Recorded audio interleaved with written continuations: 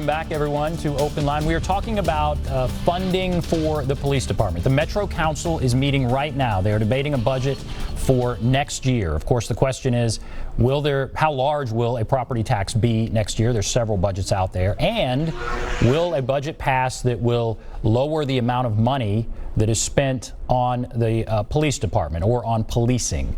There are a few options out there. And we've talked about some of those. We have with us Melissa Cherry. She is with Community Oversight Now. She's also out there right now in front of the Metro Courthouse. And Dr. Siku Franklin, he's also with Community Oversight Now. We're just going to start taking calls. So let's go with Helen here. Hello, Helen. Yes. Go right ahead. Well, I just want to say that as far as the police goes, I think that we're doing fine with that. So far, all these people keep moving here to Nashville, so undoubtedly they must like it. And we have our problems just like all cities do.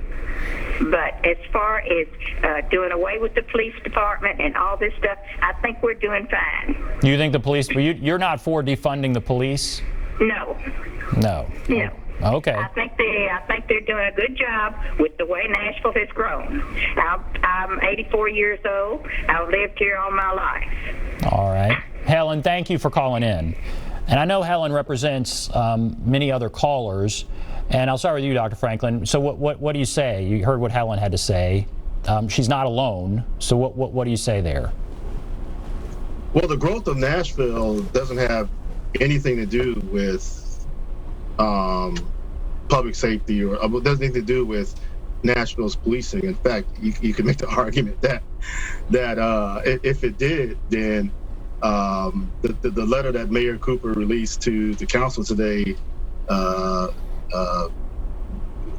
lamented or argued that actually the Nashville's police department has shrunk in terms of, or is not as on par with other comparable cities in terms of personnel. So one can logically conclude that as Nashville has grown in numbers, the police department, at least the recruitment, has stayed stagnant. So growth doesn't have anything to do with policing. But I mean, like I said, I take her point that there are concerns about public safety. I take her point that there's different realities that she may face regarding policing versus say someone else. And most of the people who, at least African Americans who I know, and their experiences related to policing are just their experiences are just vastly different. They've been stopped by police multiple times. They've been given unfair tickets, which is compared to other folks. Some have had guns put to their face. Many of them have to tell their kids how to respond to policing. The experiences are vastly different. And if her experiences are as such to where that she feels okay with policing, and the experiences that I'm telling you about police seem to be different, then is it that we in Nashville live in two societies? And if we live in two societies, two separate societies with two different experiences, if we have a double consciousness of sorts in Nashville, then what does that say about Nashville, even at the height of its growth? That's an indictment on Nashville. So that's the way I would respond to her comments. And I think, and Melissa, I'll let you respond. I think what she meant was there are a lot of people moving here, and they're moving here. They must not have a problem with public safety or the police department. But you heard her concerns. Her concerns are, don't defund the police. Everything's going just fine. She's satisfied with the police. How do you talk to, what do you say to Helen there? Thanks.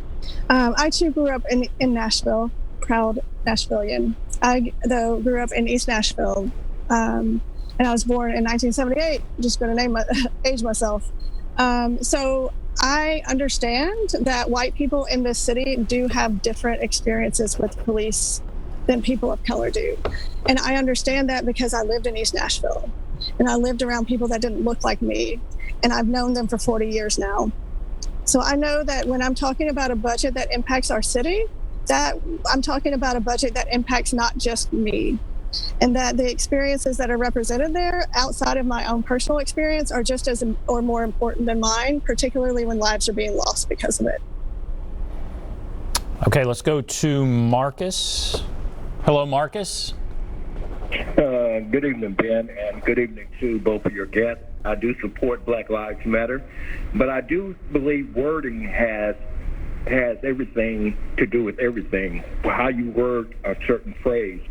To me, when I saw the defunding phrase first come out, I knew right there that was going to be a scary topic, even for some people who may be sympathetic to fight.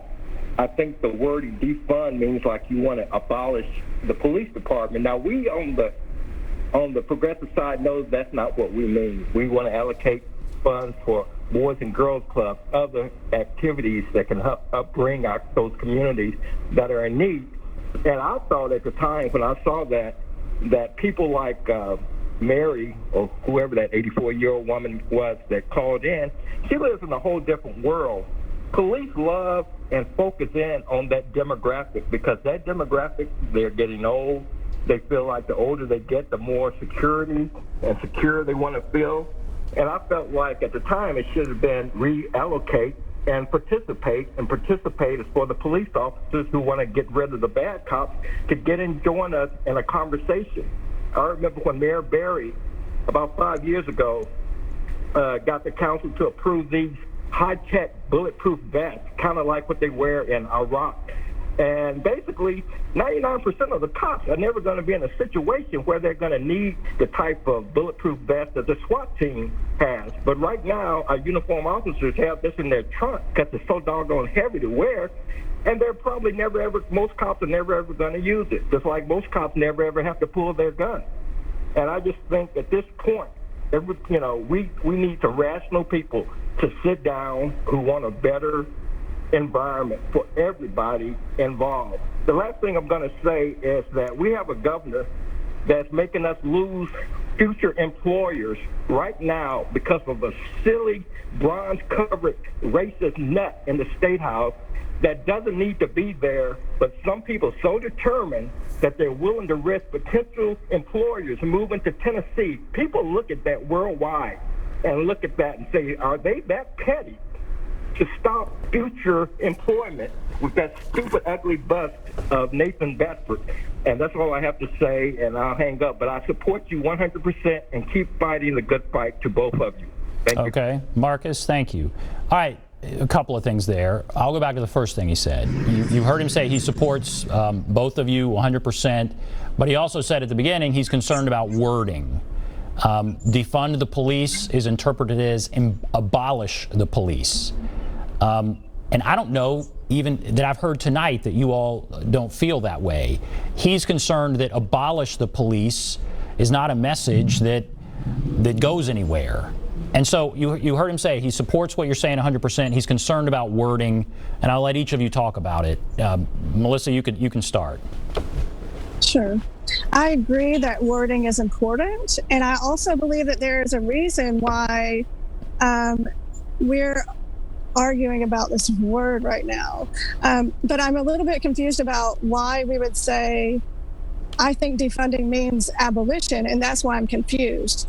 Because what we should be saying is, what does defund mean? And using that actual definition instead of replacing it with another word. But to his point, words are important. And for the last 5 budget cycles in this city, we have been defunding education. We have been defunding public transit. Why have they not been saying it that way? Because that's exactly what they're doing. So yes, words are important. I don't feel that we need to argue much about whether defund means abolish, because those are 2 separate words. And that's not what you feel. You don't feel abolish the police. Is that right? I believe that defunding the police means defunding the police, just the way that they've been defunding education this whole time. Yeah. Okay. And Dr. Franklin, what do you think? Well, Melissa said something interesting, because had we had people rally around council the last 2 or 3 years and said the budget's defunding education, the budget's defunding transit, the activists would have been told that they were crazy. But that's what council did.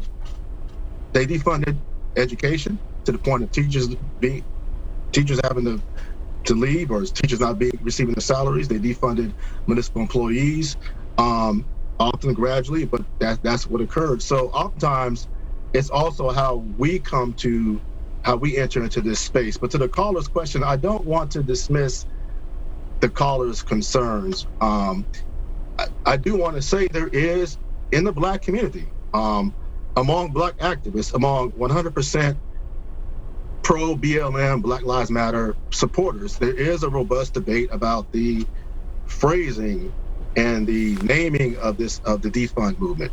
And for me, myself, I'm kind of indifferent because, again, in 2013, 2014, the same debate occurred over Black Lives Matter, and there was a lot of scolding, a lot of ostracism, a lot of chastising of Black Lives Matter activists who were frontlining the effort. And then, lo and behold, 7 years later, what do we have? We have essentially a worldwide movement in which in every single country, for the most part, there are protests. So that's why I'm really not as wedded to, at least at this point in time right now, a name change or anything. But I also want to just emphasize to the viewers, it's not as if on June 1st, 2020, the concept or term defund the police came about.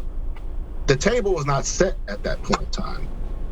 In terms of the current modern iteration, that is the 21st century iteration of defund the police around the country, that argument at least was popularized in 2013, 2014, 2015, 2016. Those activists are still around. Those activists have been involved in mobilizing protests around the country right now. So those activists are essentially reaching into the toolbox that was already put together when it comes to reforming or changing police departments, and reaching into the toolbox in the same way that many of those activists want to get rid of chokeholds, many of those activists want to stop police being shot in the back. And so it's not as if it's new, it's just that the audience that's hearing it is new.